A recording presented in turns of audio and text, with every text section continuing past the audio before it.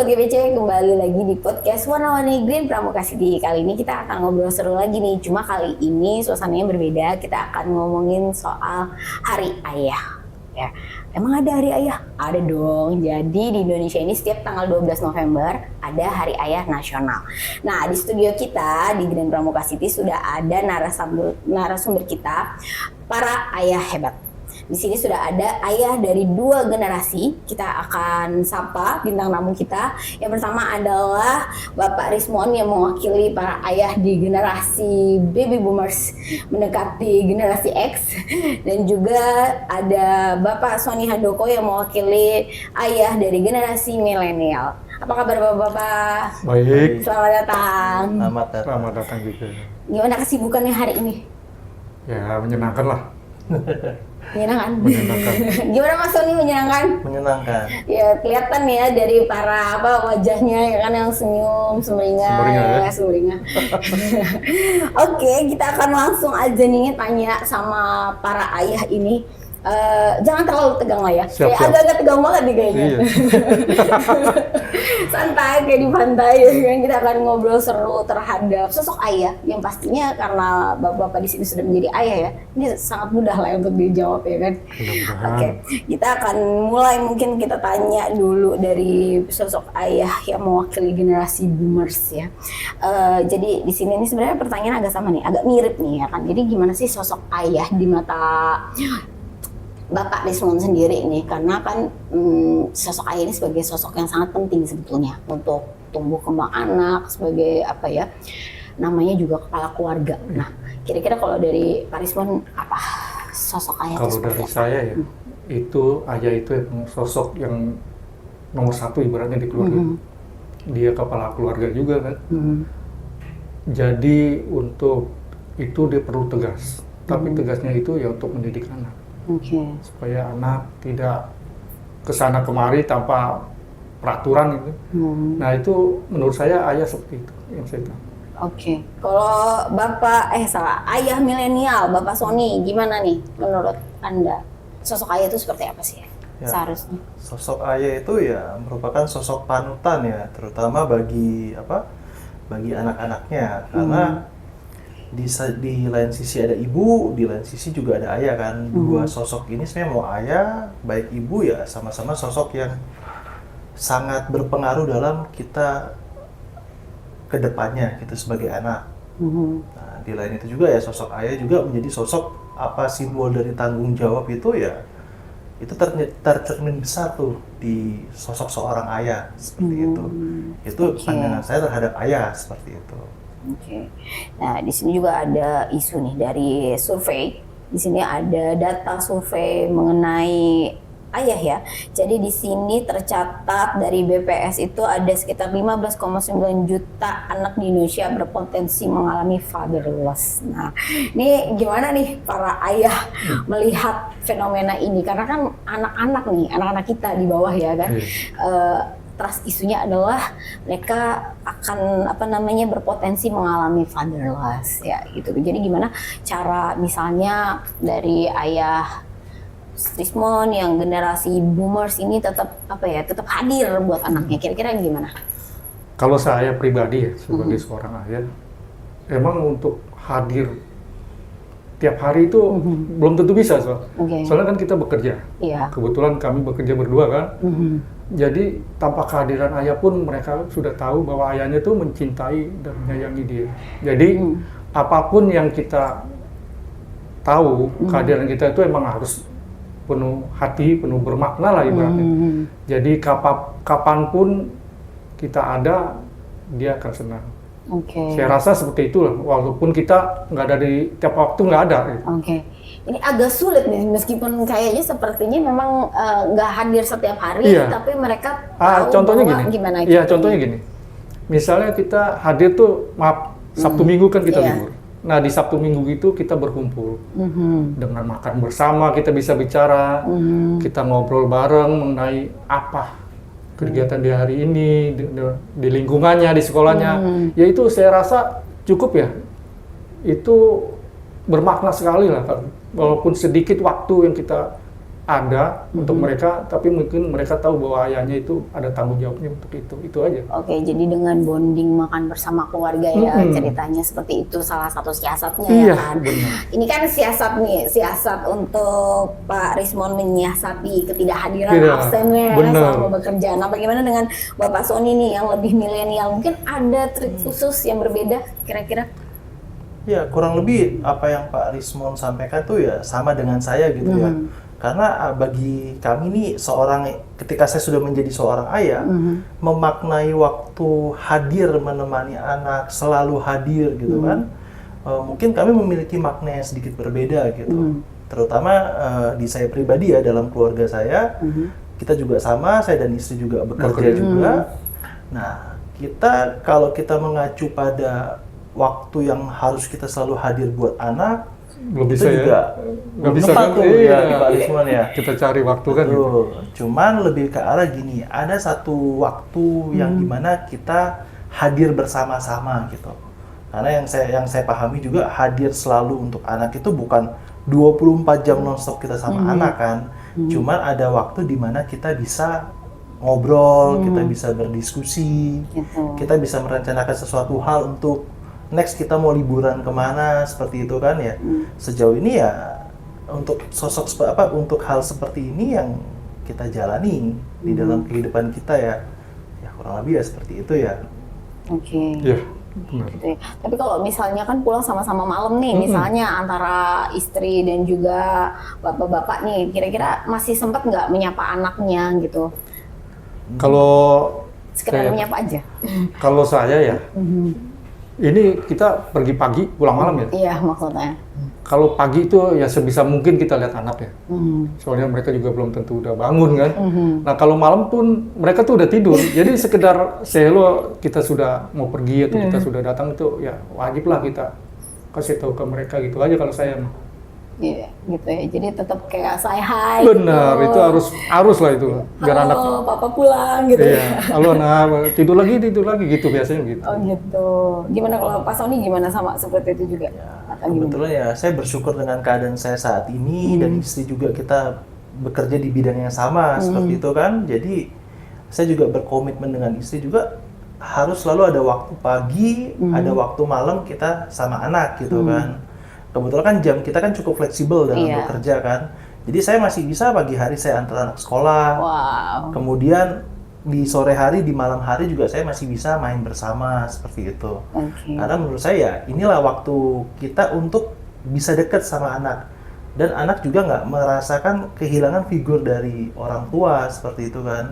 Jadi kita sendiri yang harus berkomitmen nih untuk kita menyediakan waktu untuk anak kita gitu. Tapi sulit nggak menyediakan waktu untuk anak di tengah kesibukan? Tadi kan mungkin kalau Bapak Sony kan lebih fleksibel waktunya, tapi mungkin juga ada pertimbangan hari libur mungkin nggak di weekend gitu atau gimana?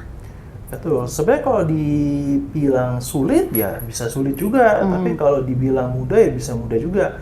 Tergantung bagaimana kita memprioritaskan kan. Karena di saat kita di rumah, walaupun fisik kita di rumah, kadang-kadang pikiran kita masih di kantor gitu. Benar, Pak. Benar, Pak. Jadi mau nggak mau kita harus bisa mengatur waktu itu. Terutama ya apalagi ketika anak itu mengajak kita untuk berinteraksi tuh. Sehingga kita bisa membatasi, waktu untuk anak ya untuk sekarang nih kita harus ngobrol, kita harus main, kita harus mau tidak mau, capek atau sehat kita tetap harus bermainlah sama anak kita gitu. Gitu ya. Mungkin usia anak Pak Sony di usia berapa? Anak saya tuh saat ini usia 7 tahun. 7 tahun memang sedang ingin bermain ya, sedang ingin bermain. Kalau Bapak Rismon anaknya di usia berapa, Pak? Kalau saya alhamdulillah dua-duanya sudah tamat kuliah. Yang satu alhamdulillah sudah bekerja. Ya, jadi ya itu aja, tinggal senang-senang aja udah. Iya, ternyata lebih sudah melewati tahapan itu ternyata ya Bapak Rismon ini sudah melewati tahapan anak-anak manja-manjaan. Cuman gitu. Untuk perhatian masih tetap lah gitu. Perhatian masih tetap. Tapi gini, ada nggak perbedaan ketika mengurus maksudnya mendidik anak di usia kecil dengan usia besar tuh apa perbedaannya kira-kira? Ya itu tadi yang Pak Sony katakan, kalau mungkin dari yang kecil mungkin kita harus ada bermain gitu. Tapi kalau mereka ini udah dewasa gitu, paling hanya sekedar gimana kerjanya, gimana ini, paling itu aja. Simple kalau mereka tuh udah dewasa soalnya. Kalau pengawasan sendiri kan kalau mungkin anak kecil masih bisa nih kita bilang jangan kesini deh atau jangan kesini, atau mungkin ketika anak sudah berasa Besar apa gitu ya, ya. besar mereka mungkin punya pendapat sendiri. Ini gimana mensiasat? Kalau saya ya selama ini mereka tuh udah saya bilang katakan tanggung jawab aja. Kamu kemanapun pergi yang jelas bertanggung jawab, terutama sama diri kamu sendiri, baru ke orang tua. Itu aja sih yang kita tegaskan untuk anak-anak. Oke. Kira-kira kalau dilihat dari tampang-tampang ini nih agak sulit ini, agak berat banget ya. Ini kira-kira galak nggak Pak di rumah? Kalau dibilang galak sih enggak ya Pak. Galak nggak nih kira-kira? Tapi tegas sih iya. Tegas. Ya tegas juga, bukan karena kita keras. Kita tuh mesti hati-hatinya itu gimana ya, tegas itu supaya mereka tuh nggak keluar dari apa yang kita, kamu jangan kesini ya, kamu jangan kesini ya. Mereka tuh itu aja, supaya mereka tuh nggak punya apa namanya kegiatan di luar yang nggak mungkin, yang nggak mereka mau lah gitu ibaratnya. Jadi kalau dibilang galak ya nggak juga ya. Nggak juga, berarti ya. Enggak lah, cuman ya itulah rasa sayang kita ke anak ya harus seperti itu. Oke, Pak Sony gimana, galak kan ya? Kalau pertanyaan galak atau enggak, kadang saya pribadi pun merasa saya galak. Oke. Ya kan? Cuma pernah dengar anak saya bercerita gitu kan, oh orang tua kamu, papa kamu galak atau enggak? Enggak, papa saya baik kok. Anak saya kan suka bercerita tuh di sekolah kan, ke gurunya pasti, ditanyain kegiatan di rumah itu apa aja kan. Pernah memang ada laporan ke saya, Pak gurunya nanya ini katanya bapak galak apa enggak. Ternyata si Hansel ini bilang, oh enggak, papanya enggak galak ini atau ini. Sebenarnya saya galak pada posisinya. Ketika anak ini melakukan kesalahan yang di luar batas, pasti saya galak. Tapi kalau anak ini melakukan kesalahan yang biasa-biasa aja gitu, yang seharusnya memang ya patut ditolerir seperti itu, saya nggak galak sama sekali dalam hal itu. Jadi ya galak pada tempatnya aja. Tapi pernah nggak ada orang yang bilang, ih kayaknya papanya ini galak deh gitu? Pernah nggak ada yang sampai ngomong gitu? Wah, Pernah nggak? sepertinya kayak satu sekolah mungkin ya. Ngelihat pembawaan saya gitu datang ke sekolah ngantri anak itu ya. Padahal hatinya baik ya. Padahal suka senyum ya Pak ya. Masih suka senyum, masih dibilang Saya galak. bilang, wah papanya ini nih, ya kan? Wah jadi kayak pada takut gitu kan. Padahal saya biasa aja gitu kan. Oke, Gitu. jadi ternyata punya pengalaman di mana orang menyebut galak gitu. Tapi mungkin ada emang semacam ada label kali ya disematkan kalau ayah tuh agak lebih galak mungkin ya. Soalnya itu tadi bukannya galak gimana ya? Ayah tuh kan kepala rumah tangga. Mereka yang mengurus semuanya, terutama tumbuh kembang anak ya. Jadi kalau nggak dibilang kamu jangan begini, dilakukan juga ya dimarahin ya wajar lah. Tapi dimarahin juga dengan kasih sayang kan gitu. Biar mereka tuh, wah iya saya nggak boleh begini, soalnya nggak boleh sama ayah. Nah itu aja sih, galak enggak ya kalau kata saya. Tapi dulu kan bapak ini juga pernah kecil nih, ya kan? Pernah dididik sama ayah juga. Nah gimana pandangan Pak Rismon dan juga Pak Sony terhadap ayah masing-masing saat itu? Yang saya katakan tadi mungkin sama ya seperti kayak saya. Soalnya ayah saya dan ibu saya juga sama, dua-duanya bekerja juga pagi pulang sore. Jadi apa yang saya terapkan mungkin akan sama dengan saya pernah dilakukan seperti itu oleh orang tua saya. Jadi saya merasa bangga ya punya orang tua seperti itu, dan saya juga akan menularkan ke anak-anak saya bahwa orang tua kamu nih seperti ini, sama seperti nenek kakek kamu yang dulu. Jadi itu aja sih. Jadi ada ya seneng aja lah. Transfer nilai-nilai Iya ya. benar, itu aja sampai sekarang. Kalau Pak Sony nih, ini yang milenial nih pemikirannya berbeda nih. Saya ingin tahu di sini, mengulik nih kan ayah milenial. Kira-kira kalau ayah milenial dididik sama berarti sama ya dididik boomers ya, seperti itu ya, ayah boomers. Kira-kira apa yang kamu lihat dari pendidikan ayah kamu? Ini cukup menarik nih. Sebetulnya kalau di sosok figur seorang ayah di dalam saya itu, ayah saya itu mungkin generasi udah lebih senior daripada boomers mungkin ya. Lebih senior. Jadi ketika saya usia 10 tahun itu, saya udah nggak punya ayah seperti itu kan, karena sudah meninggal seperti itu kan. Cuman yang saya rasakan selama beliau hidup, mungkin ketika saya masih umur 10 tahun belum terlalu saya banyak rasakan gitu kan ya.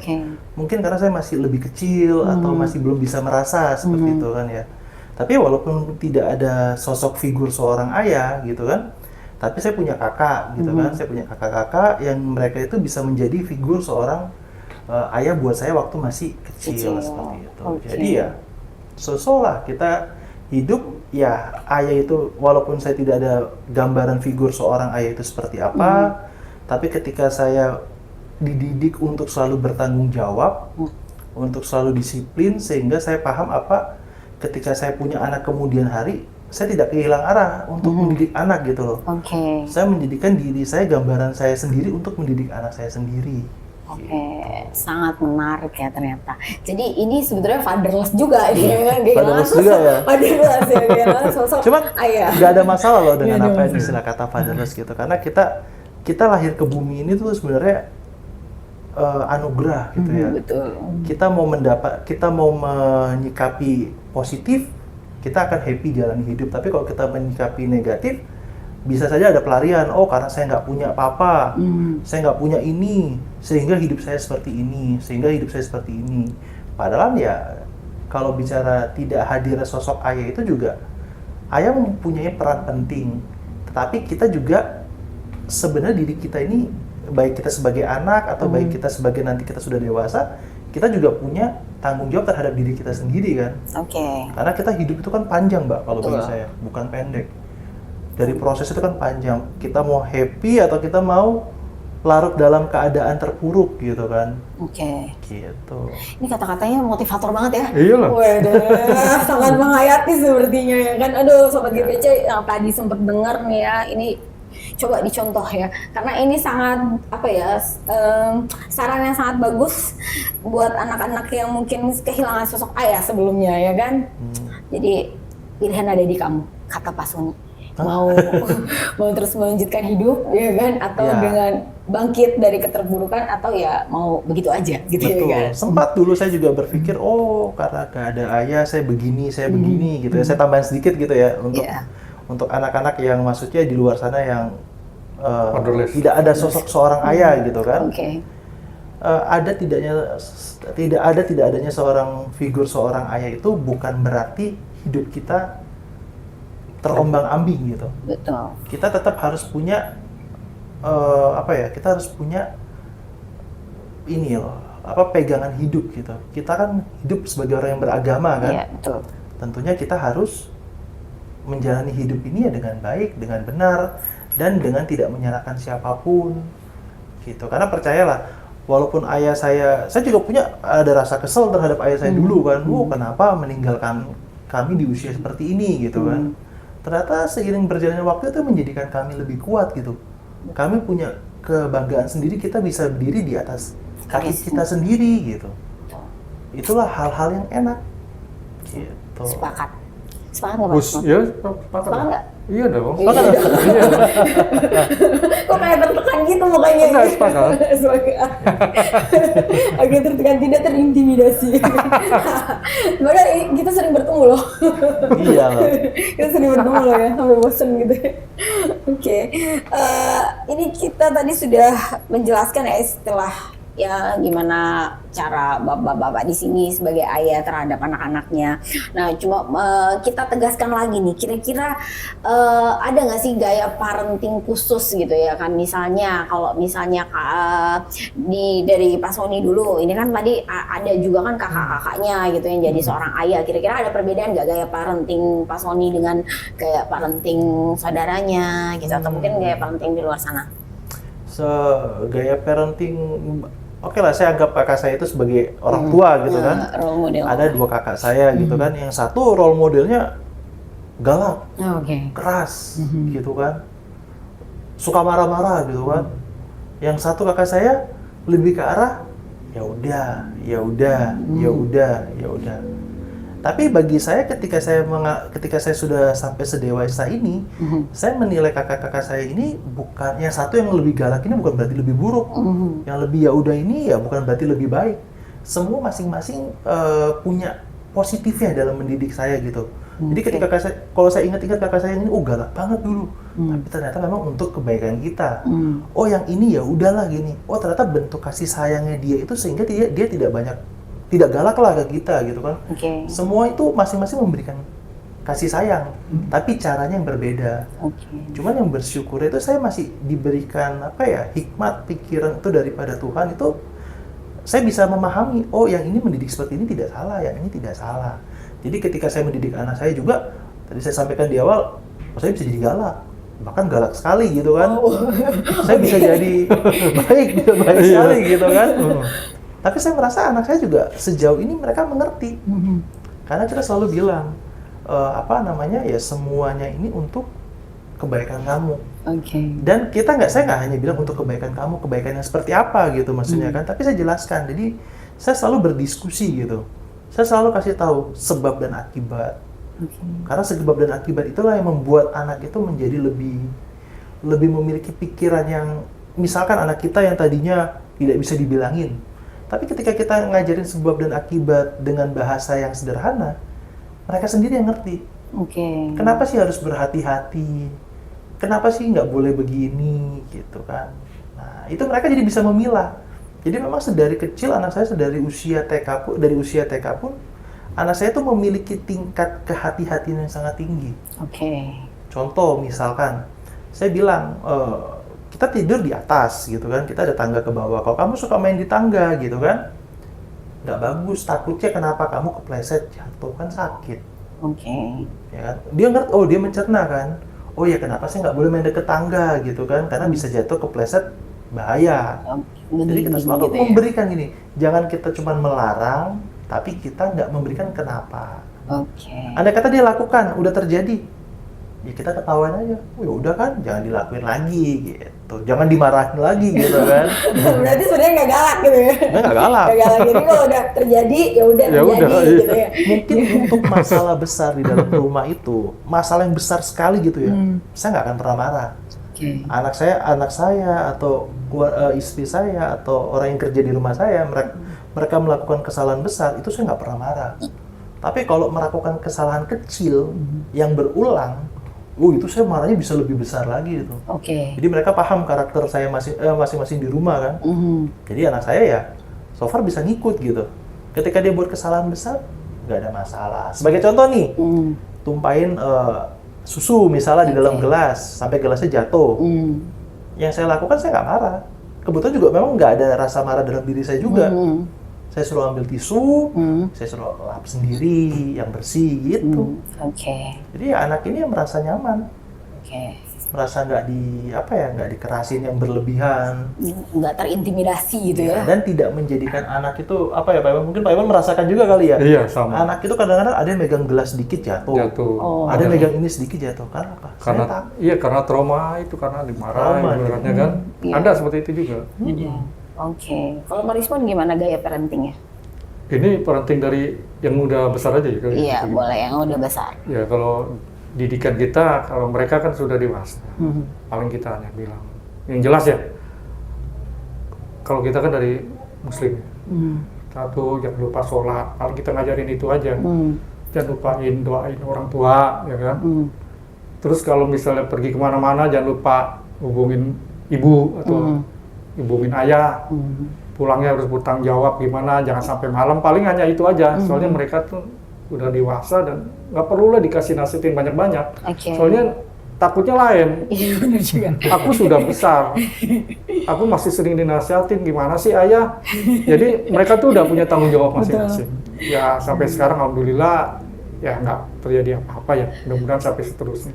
Berarti lebih memberikan kebebasan ya bertanggung jawab. Bebas yang bertanggung jawab. Tapi tadi jam malamnya jam berapa nih? Jam malamnya itu saya rasa kalau untuk anak laki-laki saya nggak batasin ya, karena saya punya anak perempuan, saya batasin itu.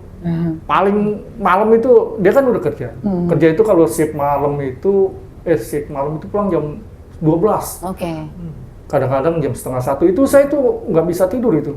Saya tungguin di depan pintu, kadang-kadang udah, tapi mau gimana lagi ya, itu udah kerja dia gitu, jadi mudah-mudahan nggak ada apa-apa, yang penting kamu bertanggung jawab, udah itu langsung pulang, paling itu aja.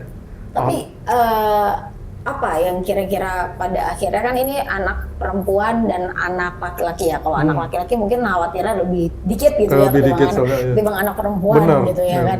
Tapi saking khawatirnya sampai ditungguin nih di depan pagar gitu kan. Bukan ke anak saya ya. Saya juga kan ada banyak kakak sama adik perempuan ya. Dari dulu saya emang begitu. Pokoknya saya paling takut tuh kalau saudara-saudara saya yang perempuan itu pulang malam. Oke. Jadi itu kayak ada rasa saya harus tunggu. Nah itu saya dari dulu emang seperti itu. Jadi takut terjadi kebawa ke anak saya yang sekarang gitu aja. Iya. Pantesan ya kan, pantesan dijuluki pria sejati. Pantes pria sejati banget, aku kalau pulang sama Pak Risman pasti ditungguin. Pasti ditungguin. Kita sudah pulang bersama terus pasti ditungguin tuh. Iya. Ternyata. Jadi pantesan sampai depan pagar dia kan ternyata ditungguin. Gak heran ya. Tapi gini Pak, Bapak kan anaknya 2 nih ya Pak, cowok dan cewek. Nah, kira-kira lebih lebih mudah mana mengurus anak perempuan dan anak laki-laki? Ini menarik. Menariknya gini, ya mereka kan yang kakaknya perempuan nih, itu emang beda-beda. Dari yang perempuan itu emang sifatnya mereka tuh harus merasa nyaman.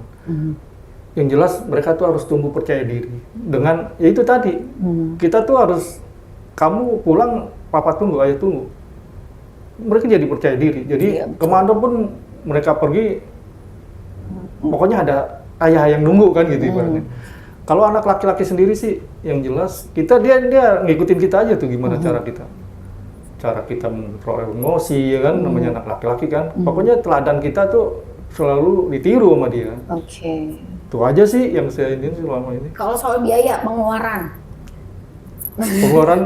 kalau untuk pengeluaran ya yang lebih besar anak perempuan yang jelas ya. Iya, soalnya banyak pernak-perniknya. Kalau anak laki-laki kayaknya standar ya. Ngerasain ya. Pak Sony belum kayaknya. Belum ya kalau untuk anak perempuan ya. Belum. Tapi gimana sejauh ini dengan anak laki-lakinya? Mudah nggak mengurusnya? Sejauh ini ya bagi saya tuh ya dibilang cukup mudah gitu. Karena kadang-kadang saya juga ada sharing sama temen atau saya melihat kejadian di luar tuh ada anak itu kadang-kadang susah diatur atau susah apapun gitu yang tidak menyenangkan hati orang tua gitu kan. Karena kalau saya saat ini menikmati nih mendidik anak saya sendiri gitu. Saya bisa menjadi diri saya sendiri gitu. Contohnya apa? Saya tidak mau waktu saya ini terbuang untuk mengabdi membesarkan anak gitu. Saya punya pemikiran seperti itu ya. Saya tidak mau menyia-nyiakan waktu saya itu untuk menghabiskan waktu dengan anak gitu.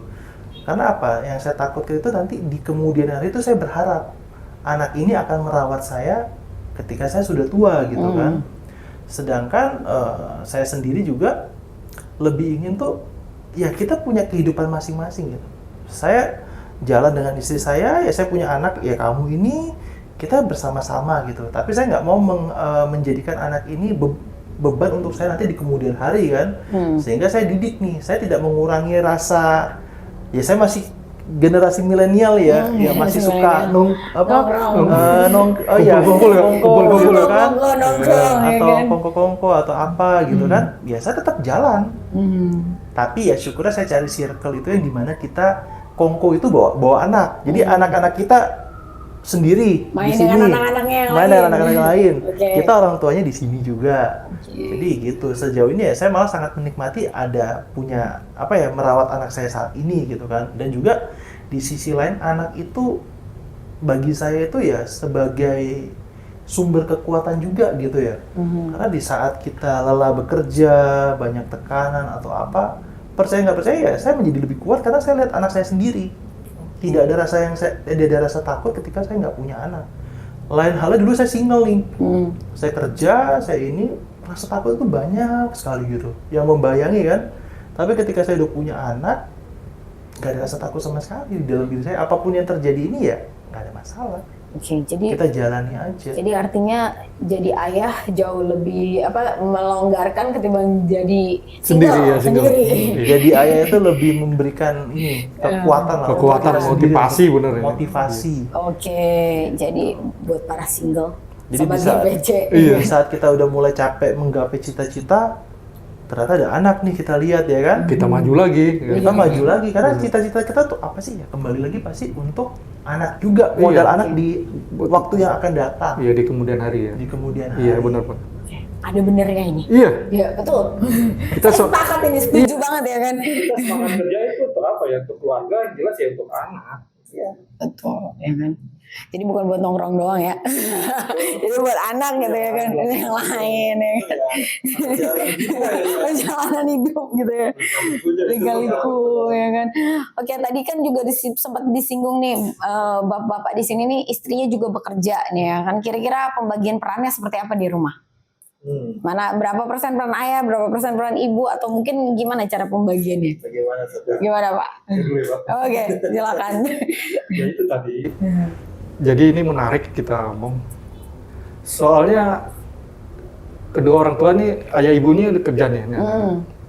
Mereka tuh pasti tahu bahwa Sabtu Minggu itu waktu yang benar-benar harus dimanfaatkan untuk keluarga. Jadi kita ini kan tim jadinya nih, suami istri tim ini, ayah ibu tim.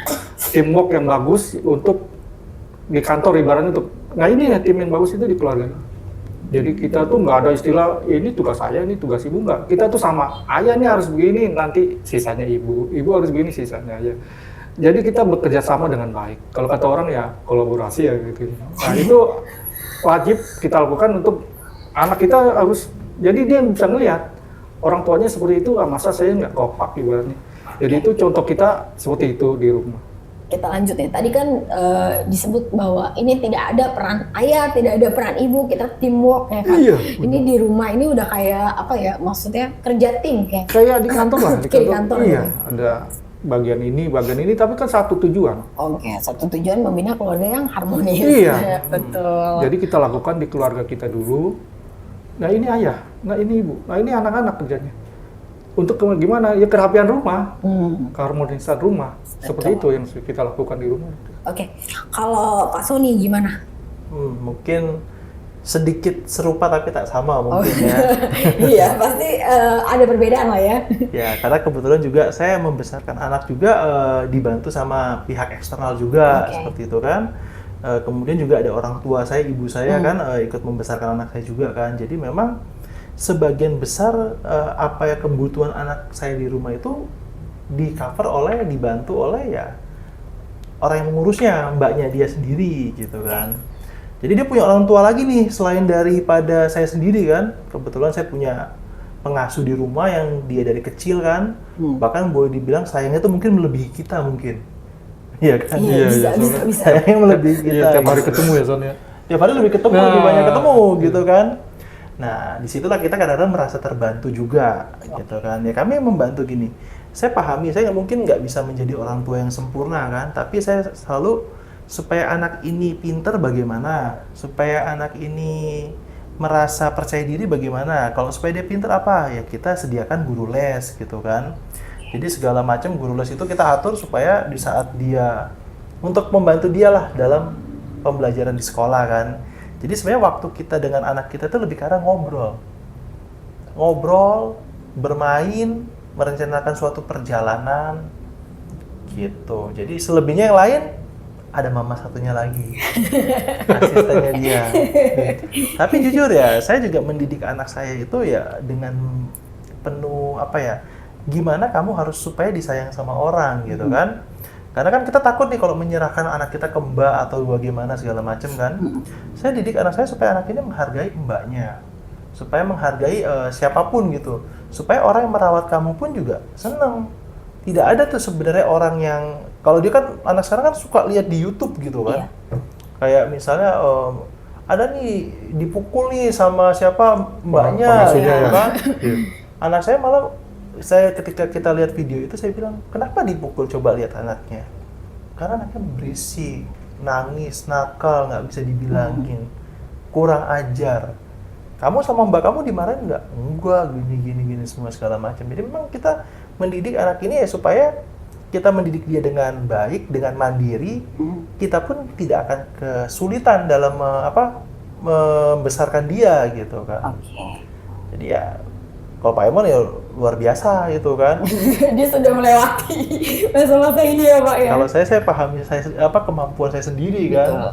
Karena memang ya nggak bisa dipungkiri kita kerja pulang pergi rumah itu kan cukup jauh kan. Jadi ya mungkin keterlibatan kita dalam sisi akademik itu nggak banyak. Cuman ketika sisi akademik anak kita nggak bisa penuhi, kita penuhinya pakai pihak eksternal, pihak dari luar, kita tuh hanya mengevaluasi aja gitu. Jadi saya selalu lihat nilai raportnya dia. Lalu sering komunikasi, diskusi, bertanya, oh anak saya sejauh apa sih pinternya, sejauh apa sih dia kelemahannya, gitu kan. Jadi ya ketika kita udah tahu kekurangan anak kita, ya kita tinggal, oh ini yang butuh dilengkapi, coba terapin seperti ini. Jadi memang kita lebih nggak touch langsung ya, tapi kita lebih tetap kita memperhatikan.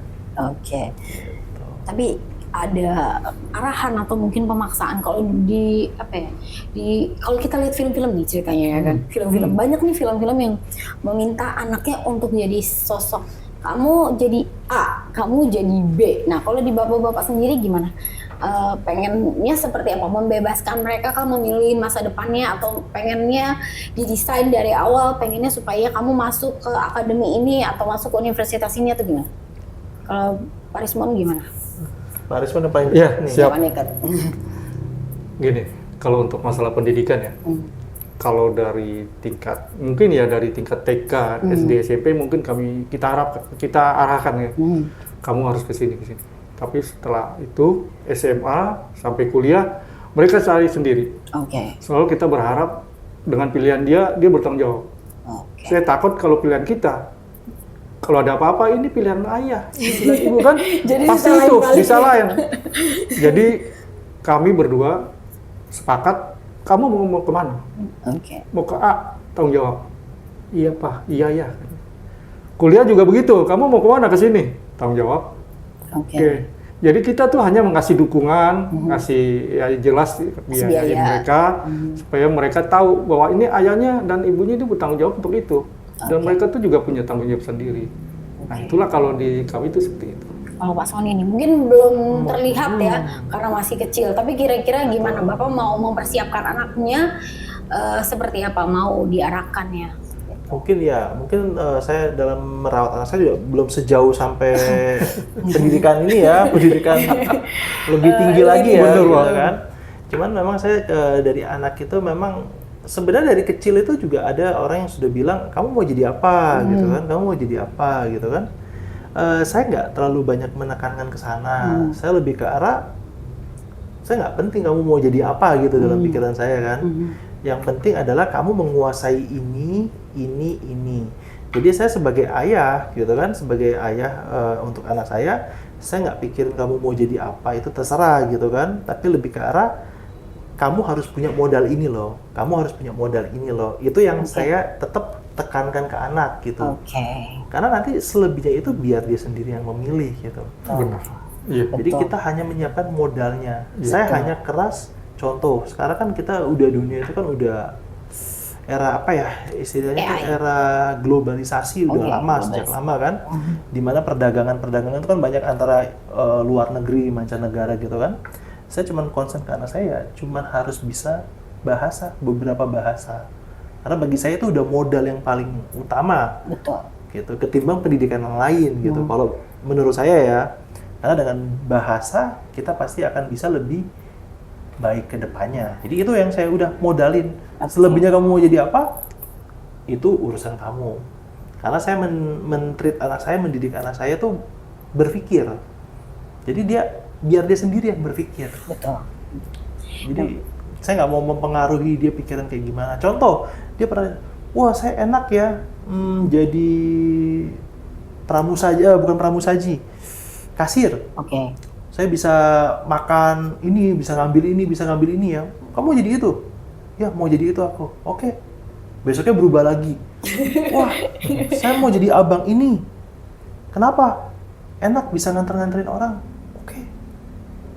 Yang disebutkan semua itu bukan cita-cita impian semua orang gitu ya. Malah lucu gitu kita dengarnya. Saya oke aja. Saya oke aja tipe oke. supaya apa? Anak itu nggak kita ajarin untuk merendahkan profesi orang. Betul. Kalau kita bilang, saya mau jadi, ngapain jadi itu misalkan gitu kan? Itu kan dia sendiri refleks gitu kan? Wah ngapain jadi merendahkan pekerjaan kan? Iya betul. Mau jadi apapun terserah. Oke, lucu sepertinya anaknya Pak Sony ya. Jadi pengen main nih. Oh, kenapa kapan-kapan ya? Sangat gemas ya kan. Oke, mungkin udah sepertinya sudah penghujung ini ya. Yang terakhir nih, pertanyaan terakhir Bu. Tapi lebih mungkin ke ini ya. Karena ini Hari Ayah ya. Sebagai para ayah yang ada di sini, mungkin satu-satu bisa memberikan saran atau masukan kepada ayah di luar sana, bagaimana mereka menghadapi anak atau mungkin bagaimana mereka bisa memahami sosok mereka sendiri. Kira-kira apa kalau dari Pak Sony dulu deh, yang lebih milenial, ya kan? Kira-kira untuk para ayah milenial apa pesannya? Apa ya pesan untuk ayah milenial gitu ya kan? Kita hidup, kita masih muda gitu kan. Untuk ayah-ayah milenial kan kategorinya masih muda gitu kan. Cuman bukan berarti kita muda kita melupakan tanggung jawab ya kan. Karena kalau memang kita melihat data gitu kan, sosok anak tanpa ayah itu kan udah mulai banyak gitu ya kan. Nah saya harap ya ayah-ayah milenial ini ya sayangi anakmu gitu kan. Karena anakmu ini ya merupakan sebuah karunia, saya bilang gitu, karunia yang harus memang diperjuangkan. Bukan cuman kita bisa menghadirkan dia ke bumi gitu kan, tapi kita harus bisa merawatnya kan. Dan jangan pernah ya anak itu mau menjadi beban atau mau menjadi berkat itu ya tergantung respon kita sendiri. Kalau kita menganggap anak itu sebagai beban, ya sudah, kita akan menjalani hidup dengan beban terus. Tapi kalau sebagai hal yang berkah, kita pasti akan bahagia, itu yang saya yakini gitu kan. Tapi ya kembali lagi, untuk mencapai apakah anak itu ingin menjadi beban atau ingin menjadi berkat, perannya di kita, cara kita mendidiknya. Kalau kita mendidiknya dia dengan tidak baik, dengan ini, dia akan menjadi beban mulai dari kecil nanti sampai pada puncaknya dia akan jadi beban yang sangat berat. Tapi kalau kita menjadikan dia beban yang menjadikan dia sebuah, bagi kita itu adalah berkat, pasti anak ini akan menyenangkan untuk kita, membuat kita bangga gitu kan. Itu semua tergantung dari didikan kita sendiri. Jadi ya untuk ayah milenial nih, untuk ayah semua ayah gitu ya kan. Semua ayah. Ada satu pepatah yang saya lihat tuh kadang-kadang ya kan. Kadang-kadang saya dengar tuh, kasih sayang seorang ayah itu dapat dirasa ketika kita menjadi ayah. Jadi ya walaupun kita nggak dilihat, anak kita nggak melihat, lebih condong ke ibunya, itu nggak masalah. Karena memang sudah kodratnya seperti itu. Saya baru merasakan, oh iya ya, kasih sayang seorang ayah itu ya memang benar ketika kita sudah menjadi seorang ayah nih. Yang dimana nomor satu, mama. Gitu kan. Kita nggak boleh iri sama istri kita. Karena apa? Ya, itu kayak udah kodratnya gitu kan. Jadi akan ada masanya si anak akan merasakan sosok ayahnya gitu ya kan. Sosok, ternyata ayah, saya udah menjadi ayah, ternyata begini loh menjadi ayah. Betul. Gitu. Gimana? Benar, Pak. Gimana kalau Pak Rismon pesannya untuk para ayah di Hari Ayah, gimana kalau Pak Rismon? Kalau saya, untuk Hari Ayah kita ini, jangan pernah lupa untuk melayani dan mendidik anak-anak kita itu. Soalnya tugas saya itu nggak akan pernah selesai, tidak akan pernah habis, tidak ada batasnya. Jadilah terus meneladani anaknya, kasih contoh yang baik kepada anak-anaknya. Karena anak-anak kita itu ya ciri kita waktu muda. Nah seperti itulah anak-anak kita. Jadi jangan hanya bertanggung jawab kepada yang lain selain itu.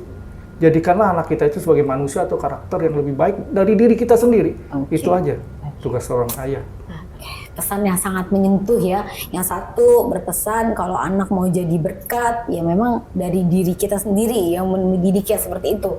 Yang satu pesannya tugas ayah ini nggak ada habisnya, ya kan, sangat menyentuh ya. Oke, terima kasih para narasumber kita, ayah-ayah hebat ya di hari ayah, ya kan, yang sebelumnya akan jadi hari pahlawan juga. Jadi sebenarnya ini juga pahlawan kita, pahlawanku, ayahku pahlawanku, ya kan? Ayahku pahlawanku, ayah pahlawan keluarga, yang masih jauh-jauh ngeliat pahlawan ya Pak ya. Benar. Depan kita sendiri, ayah-ayah kita. Oke, terima kasih untuk kedatangannya. Terima kasih kembali. Sukses selalu. Amin. Semoga anak-anaknya semakin sukses ke depannya. Oke, Sobat GPC, sudah selesai episode kali ini. Nantikan episode selanjutnya di podcast Warna-Warni Green Pramuka City, tentunya dengan narasumber yang paling spesial juga dan seru-seru juga. Dadah!